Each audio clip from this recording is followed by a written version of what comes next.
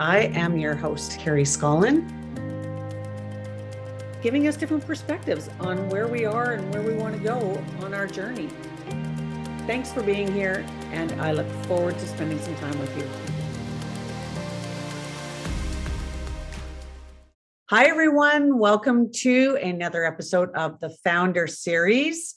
We are here really to showcase amazing, incredible women who are doing incredible things and really making an impact and changing every woman, I believe, that comes into their energy and their contacts. So I have an incredible guest today. She's coming all the way from Costa Rica.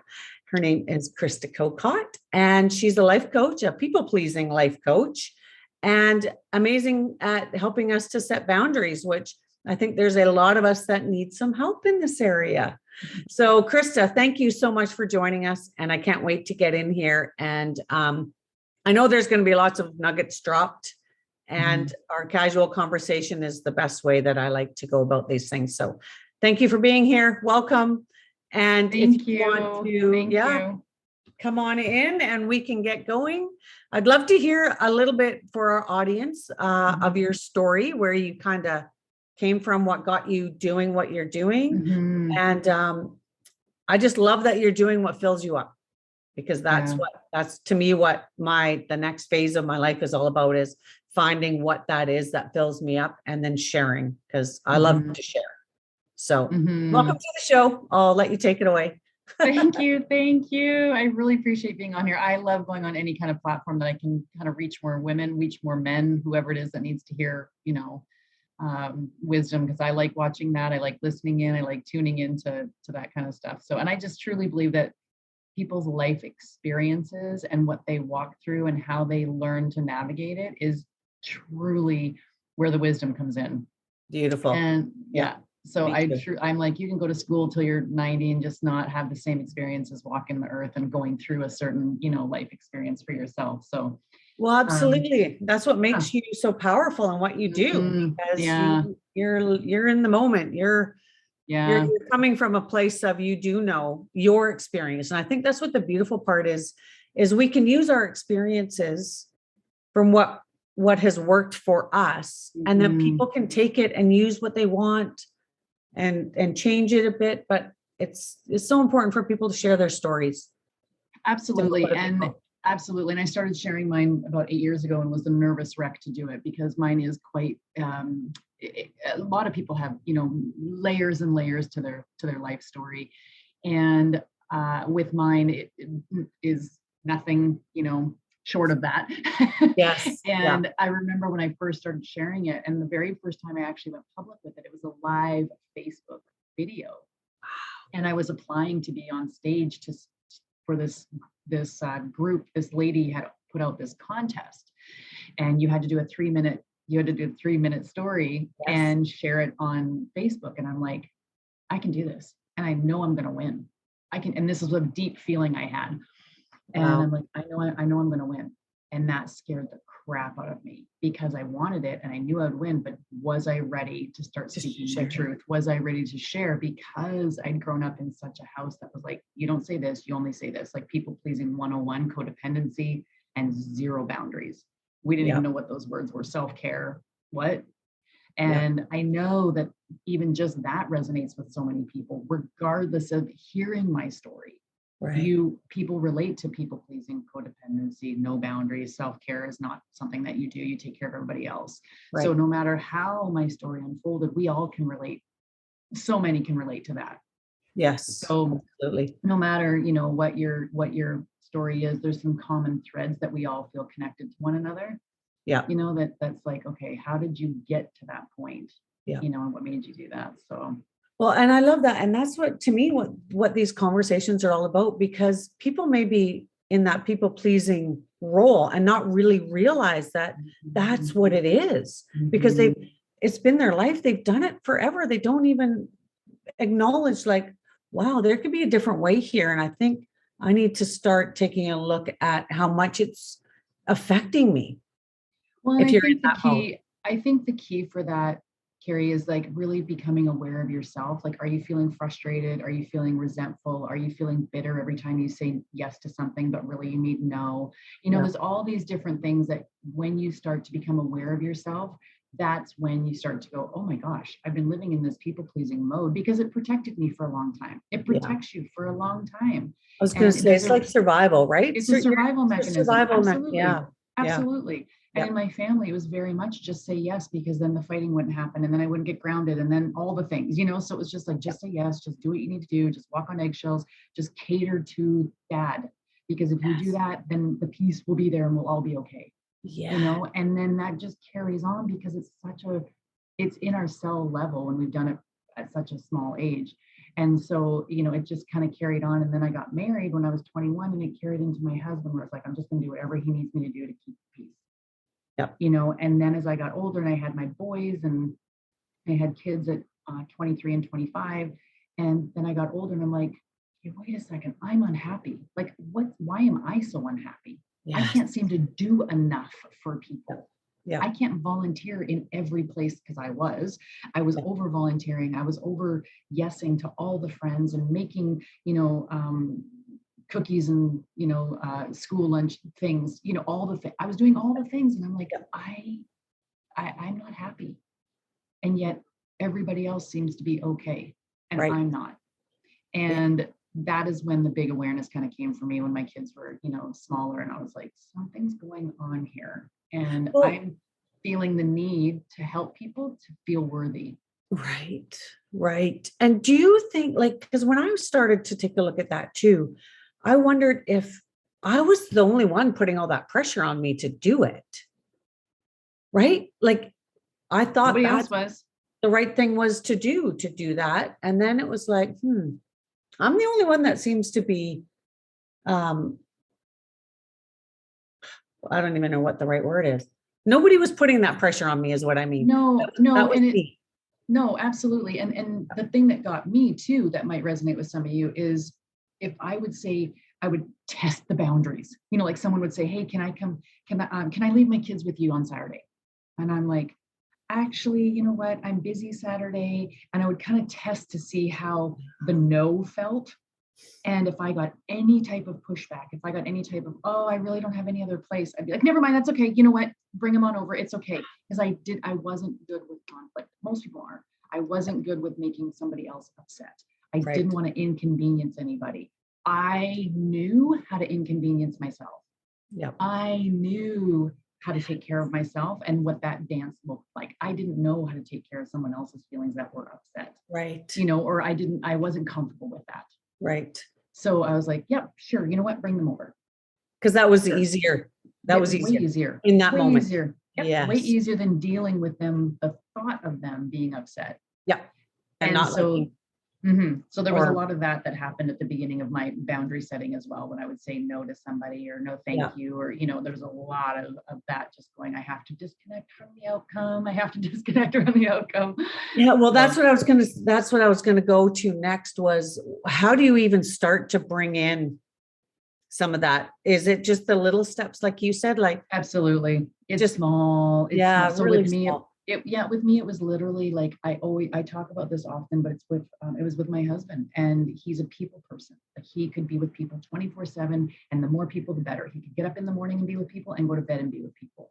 And that fuels him like nothing else. Right. It drains me. I'm completely the opposite. Yeah. I love one-on-one time. Yeah. Okay. So I get fueled with one-on-one time. For him, he'd probably rather saw his arm off with that. Like, the more energy, the better. And the more energy that I'm around, the more people I'm around, the quicker my battery just goes. So for years, I kept him happy by doing these things. He was a youth pastor for 17 years. So I would go to these functions, and I would go to church, and I would do the things, and I became the pastor's wife, and I would have people over, but like weekly, not like monthly, but like weekly, tons of, the door was open on Wednesday night, the door was open on Saturday night, the door was open on Sunday, you know, people coming and going. And I just started to really hate all of it. I really did. Like, that was the word. I'm like, I hate it. And that was kind of I'm like, something else is going on here. Right. Like, you had a clue. I had a clue. Yeah. Yeah. So my first thing was actually talking to him and saying, I don't know how this is going to sound, but I can't do this anymore. I Yeah. can't say yes. Can we just at least do Wednesday nights? Can you start doing the youth Bible study, whatever it was, on Wednesday nights? Can you do it someplace else? Yeah. So it was literally those types of conversations, small. Yeah. And if he was like at all like, oh, why? That would be really hard for me. Yes. So really hard for me because I didn't want to upset him. Right. So I had to really learn to just hold my ground and go, no, I don't want to feel upset anymore. And one of these things, the big thing for anxiety and when you're feeling frustrated is to really look at what's going on, because it's usually you're letting there's a slippery boundary in there somewhere. There's a boundary that needs to be placed. Right. And that's what had started to happen. There was no boundaries whatsoever. Like our door was open all the time. People were allowed to come and go. Like it was just, there was nothing. It was like, Yeah. So that was the first thing for me. And then after that, it started to be like, hey, can you come to my baby shower, on a Friday night? And I'm like, no, I just don't want to go be with all those people. And so it was a small, no, thanks, but thanks for the invite. And then I'd hang up and I'd go, okay, I can do this. It's okay. It's okay. They don't need me there. It's okay. And it would be a self-talk. It would literally be a self-talk because it was just so foreign. Wow. Yeah. I think a lot of women can relate to that. Yeah. And then, like you said, so you make that step, you say no, and then you gotta do some work even after that. It's not just Absolutely. say no. No, Oh, no, okay, no, I feel no. great. I did that. I feel powerful. It's like, And I talk gotta about that a go lot through with that. my boundary setting when in my courses and stuff. I'm like, you will 1000% feel guilty the first time you start doing it. Yeah. It happens to all of us. It happens absolutely to all of us. It doesn't matter who you are. I hear it time and time again. I have been there. And, now that I've been practicing for, almost, 10 years, it's like, it's definitely getting obviously easier, but there's still times where I can see it on their face or I hear it in their voice and it's still a pang. Yeah. And I'm like, not my problem. It's okay. It's okay. Take care of yourself. Take care of yourself. The language I use has changed and I get through it a lot faster now. Yes. Whereas before it might be like in bed for a while. They hate me. They hate me.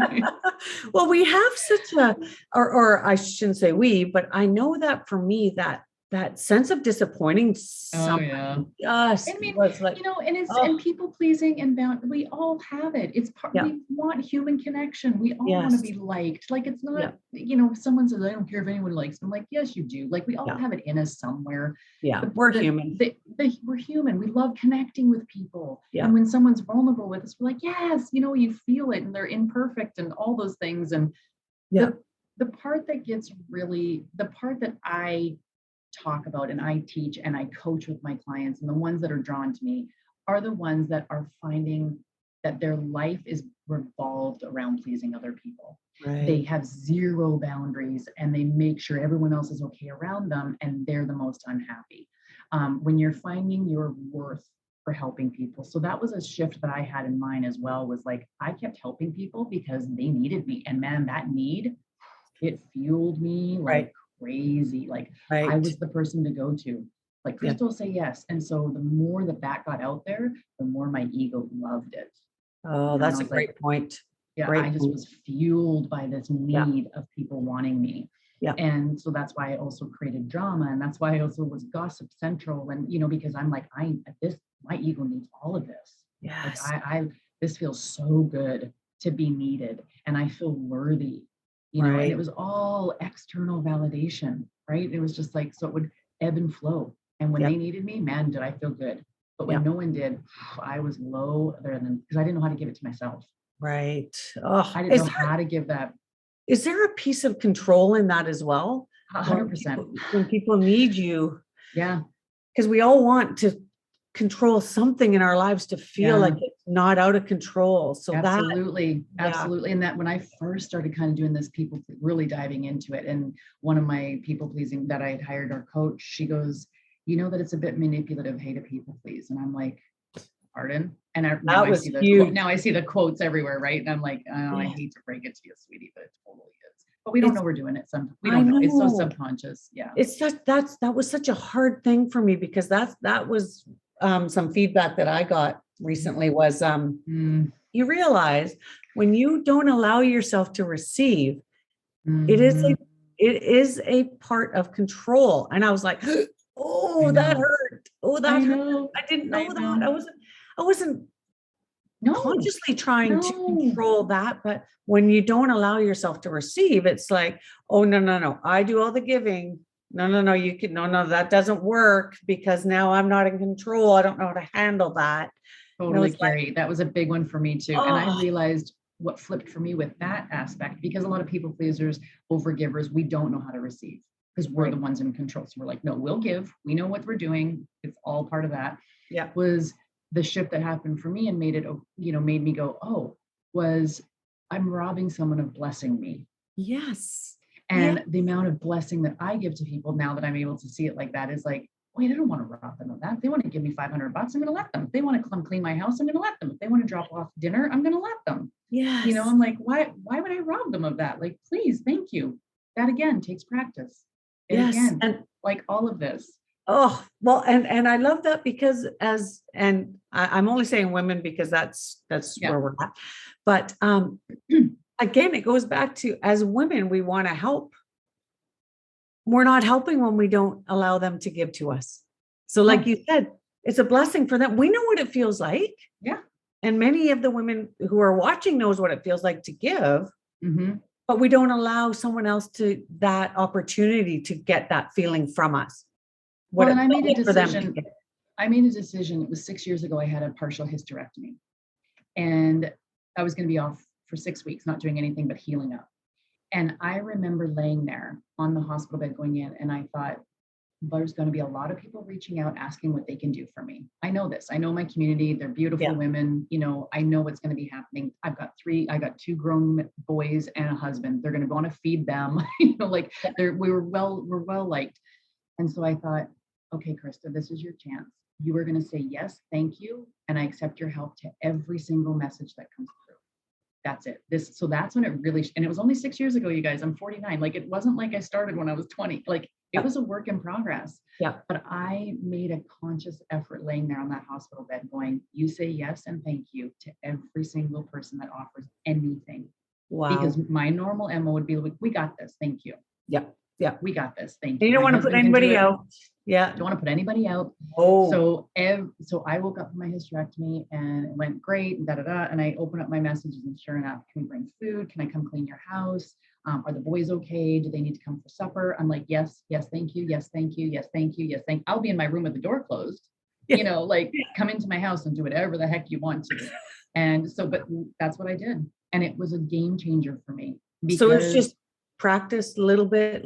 And then all of a sudden it was almost like, I relate that to almost like a nervous system trauma response. Absolutely. Where you have to allow your body to get used to what that feels like.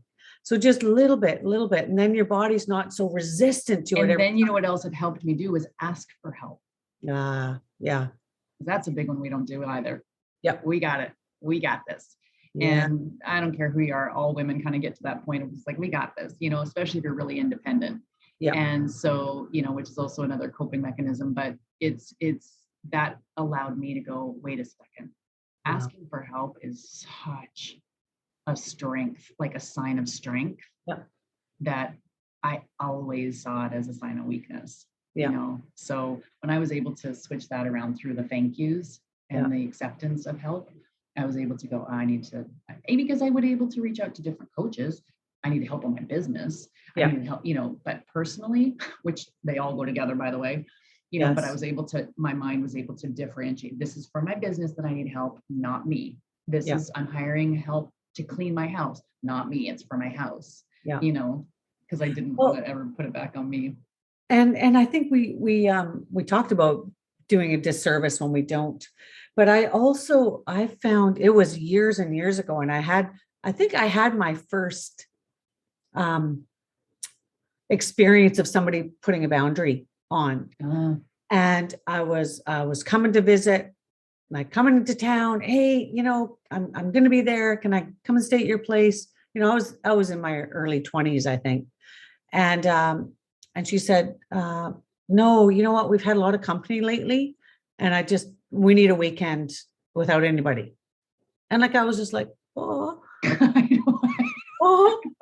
And then when I kind of got over that, it was just like, I have so much respect for that. Absolutely. Like, so we're modeling, we're showing that. She modeled that for me, where she put herself and her family first.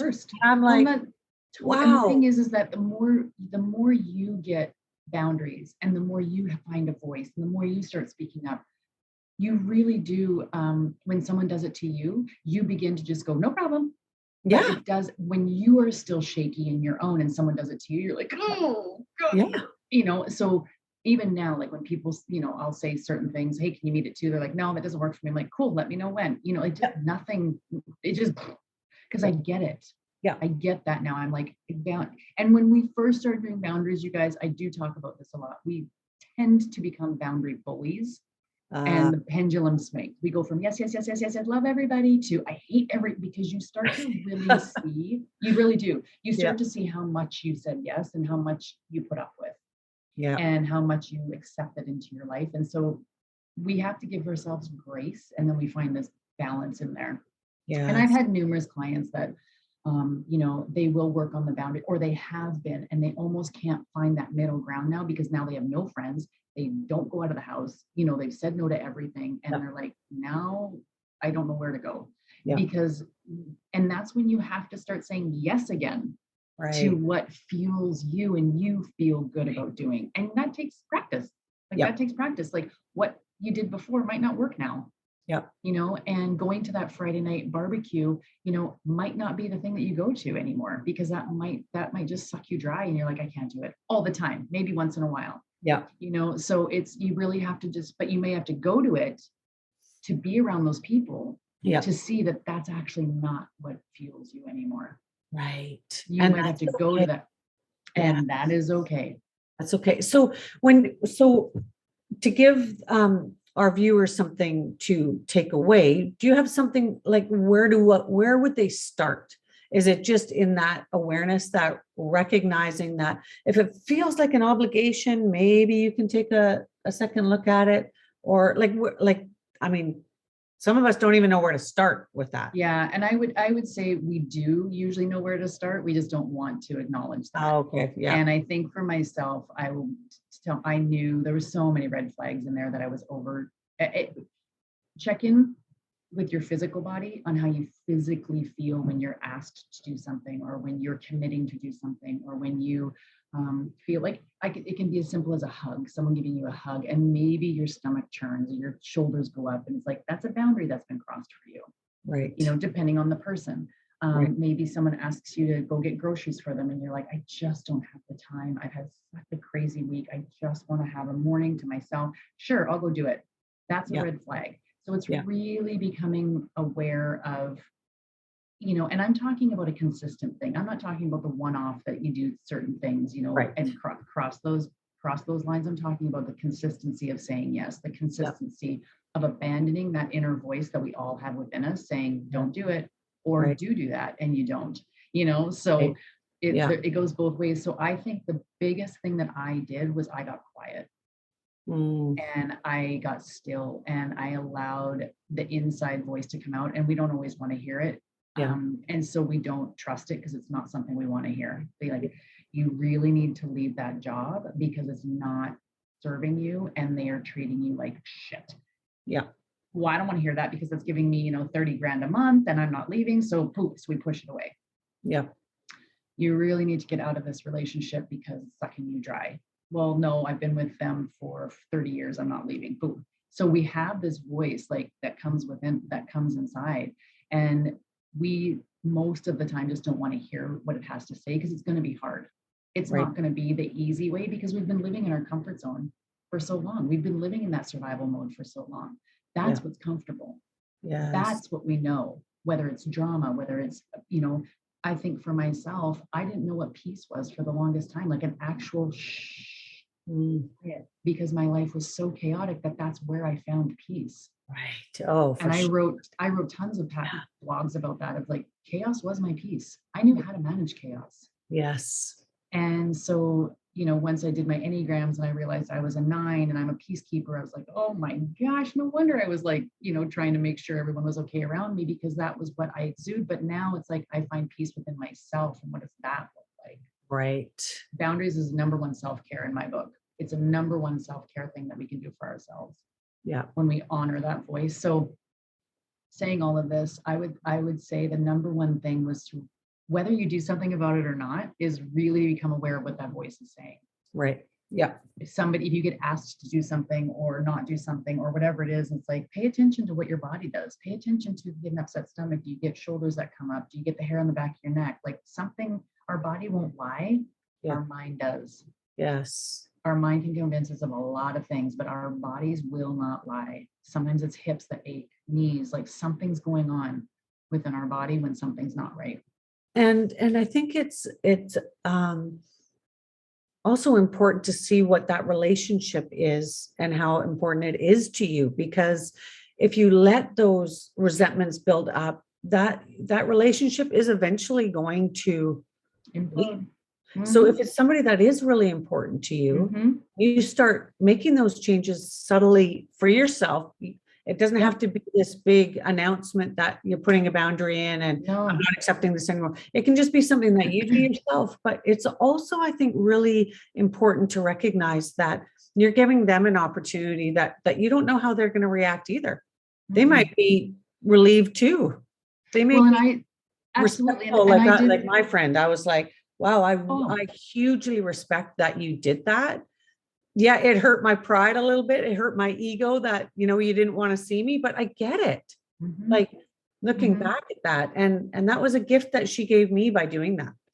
Well, and I sat with my husband and I said, I'm on this learning curve here.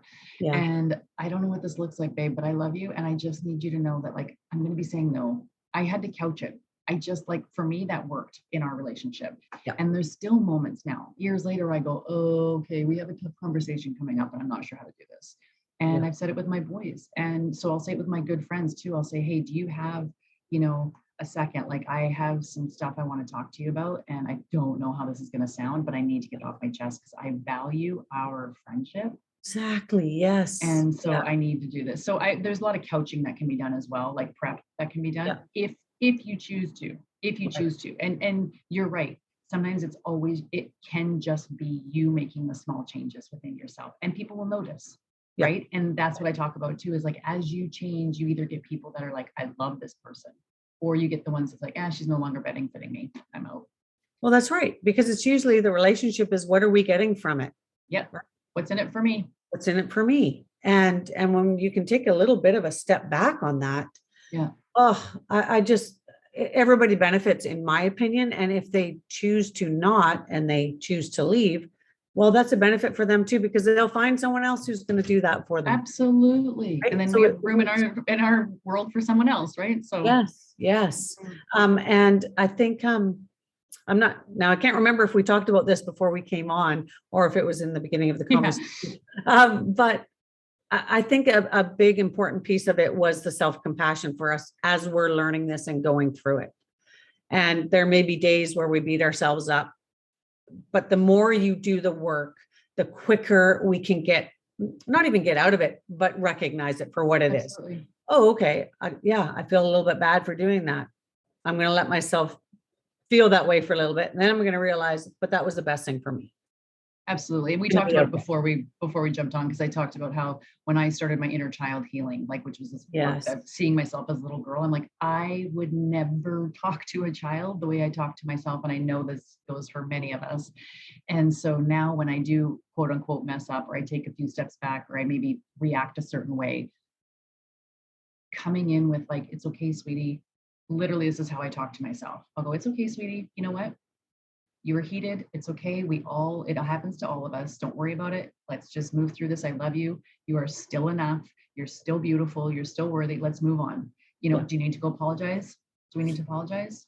Okay. For our sake, for us, and take ownership, then we can move on. So there's a lot of that happens on the daily, because you're an idiot. Why would you do that? You should have known better. That wasn't working.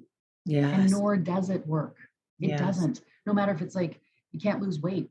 Of course you can't lose weight. And you talk to yourself like this terrible, instead of going, you know what, you're beautiful. Yeah. Let's go move our body. Let's just go outside and exercise. Let's go have some fun. Yeah. You know, so Not beat yourself it's up. bang on. The compassion and the grace was a huge thing to move through certain emotions that come up. Yeah, certain things that come up. Absolutely. Well, I love what you do.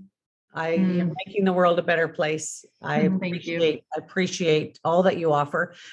Where can people find you? I know that you've got lots of freebies on your website. Your I do. podcast is incredible. The Love of Purple podcast. Please go listen to that. You want more setting boundary help, people pleasing. Krista is There it is. girl. It's amazing. Yes. I love, so Instagram is where I hang out most of the time. So I am Krista Kokot. I hang out there. You know, if you go find me there, make sure you drop into my inbox and say hi. I love chatting with people in there. Facebook, Krista Kokot Life Coach, KristaKokot.com on my website. Again, Love a Purple podcast. Love it. My podcast is called the Love of Purple podcast because I didn't even know what my favorite color was till I was like 39, because I was told what my favorite color was and I wanted to fit in. So if Carrie, you said yours was green, I'd be like, same, mine's green too. Yes, so it wasn't until I went down my own journey that I'm like, freaking, I love purple. You know, I love purple. And I had heard somebody once say, someone close in my life had said, purple's for old people. So I just missed it for a long time because it was like, you know, I just didn't want to, I wanted to please them. So I'm like, I don't like it either. But it truly is my favorite color. Oh my gosh. We've got so much more to talk about. I love the title on your website. I think it was Authenticity Over Approval. Yep. I loved our conversation. I would love to have you back on again. And for all of you out there, thank you so much for joining us. Thank you for watching the replay. And you know what I always say, you are more than enough as is. So have an amazing week and hopefully we'll see you next Wednesday. Thanks, everybody. Thank you, Krista. You're welcome. Thank you.